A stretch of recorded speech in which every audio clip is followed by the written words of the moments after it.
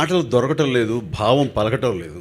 ఎందుకంటే ఈ సినిమా చేస్తున్నంతసేపు ఒక బాధ్యతగా, ఒక తపస్సులాగా చేసి ఇంతమంది నిష్ణాతులతోటి, తమ్ముళ్ళు వీళ్ళతోటి చేస్తూ సరైన గాడిలో సినిమాని పంపిస్తూ ఈ బ్లాక్ బస్టర్ అవుతుంది, అవి తీరుతుంది అనే ఒక దృఢమైన నమ్మకంతో వెళ్తూ అయిన తర్వాత ఈరోజు రిజల్ట్ చూసి మేము ఏదైతే అనుకున్నామో అది నెరవేరిన తర్వాత ఒక్కసారిగా మాటలు కొరవడిపోయినాయి. ఏం చెప్పాలో తెలియట్లేదు. ఇలాంటి సమయంలో మేము చెప్పుకునే దానికంటే ఇంకా ఆపేసేసి థియేటర్స్ ఉన్న ప్రతి ప్రేక్షకుడు, ప్రపంచపరంగా ఉన్న ప్రతి తెలుగు ప్రేక్షకుడు ఈ సినిమా గురించి చెప్తుంటే వినాలి అని మనస్ఫూర్తిగా అనిపిస్తుంది. బాబీకి దేవి నిన్న వచ్చి ఎక్కడున్నారంటే ఇది థియేటర్స్ తిరుగుతున్నాం, ఏ థియేటర్లో ఏ ఎపిసోడ్ వస్తుందో మాకు ఆ టైమింగ్ తెలుసుకుని అక్కడికి వెళ్తున్నాం అంటే తిరగండి. ఒకరోజు కాదు, రెండు రోజులు కాదు, 3 రోజులు తిరుగుతుండండి. ఎందుకంటే ఆ స్పందన కావాలి, ఆ ప్రతిస్పందన కావాలి, ఆ రియాక్షన్ కావాలి. ఆ రియాక్షన్ ఇంజక్షన్లో ఎక్కించుకోండి. అది మనకి పెట్టుబడి, అది మన ఫ్యూయల్, అది మన ఇంధనం, అది మనల్ని ముందు నడిపిస్తుంది. వెళ్ళండి, నేనే తరిమేవాడిని వాళ్ళందరినీ. నేను వెళ్ళే అవకాశం లేదు, అయినా సరే నా ఇంధనం మీరే కాబట్టి మీరే ఎక్కించుకుని వస్తే చాలు. ఇలాంటి వీరయ్యలు నాకు బోల్డ్ వస్తాయి నాకు.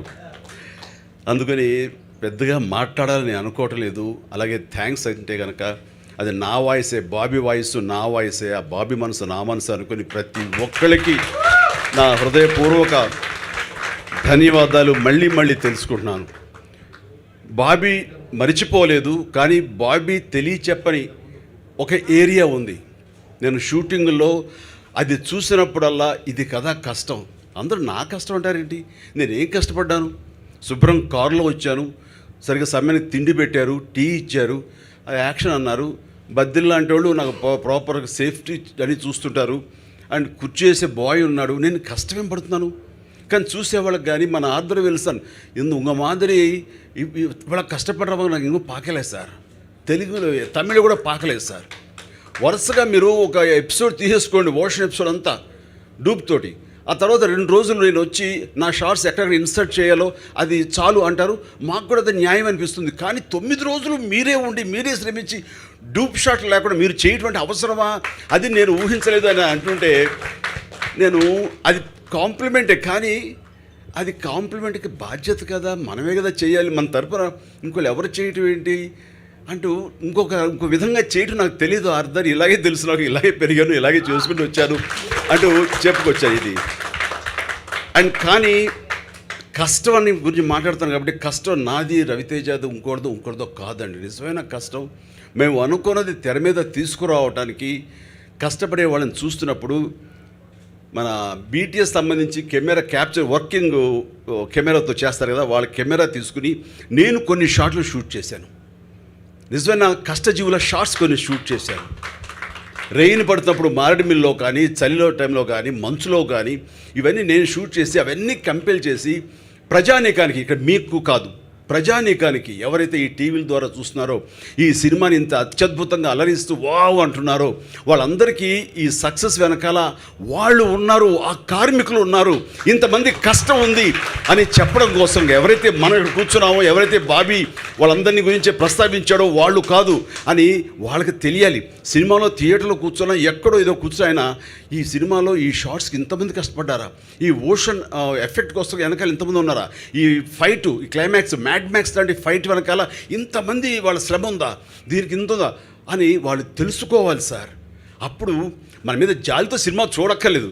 ఇంతమంది కష్టంతోనా ఇంత సినిమా ఎలా వస్తుంది, ఇంత గ్లాజీ, ఇంత రోజీ పిక్చర్ వస్తుంది అని వాళ్ళు తెలుసుకోవాలి.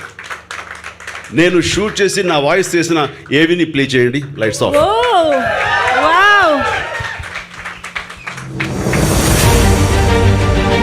తెలుగు సినీ ప్రేక్షకులకు నా నమస్కారం. తరబడి కుటుంబాలకి దూరంగా ఉంటాం. కట్టుకున్న వాళ్ళు గుర్తొచ్చి దిగులనిపించిన, కన్న బిడ్డలు గుర్తొచ్చి గుండె బరువెక్కిన, పైకి కనబడకుండా నిబ్బరంగా నటిస్తాం, శ్రమిస్తాం, ఎంత కష్టమైనా ఇష్టంగా చేస్తాం. మా గమ్యం ఒక్కటే, మిమ్మల్ని అందరినీ అలరించటం.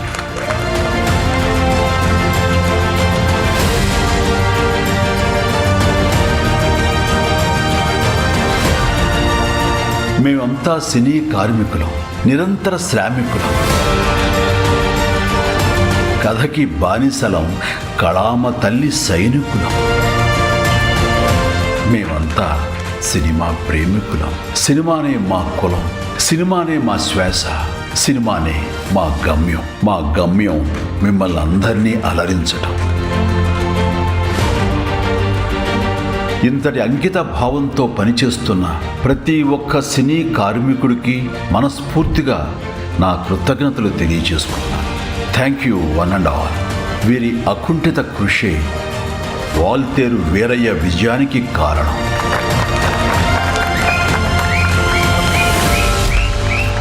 మీ Chiranjeevi. Wow, this is the first time ఇలాంటి ఒక వీడియోని చూడటం.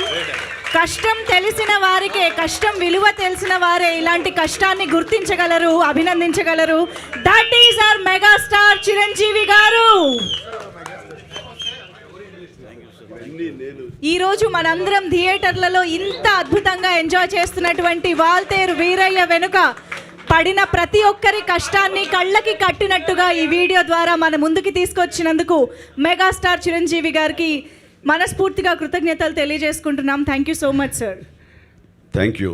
అంటే మనం ఆర్టిస్టులుగా కష్టపడింది ఏమీ ఉండదు, అన్ని రకాల సౌకర్యాలు ఉంటాయి.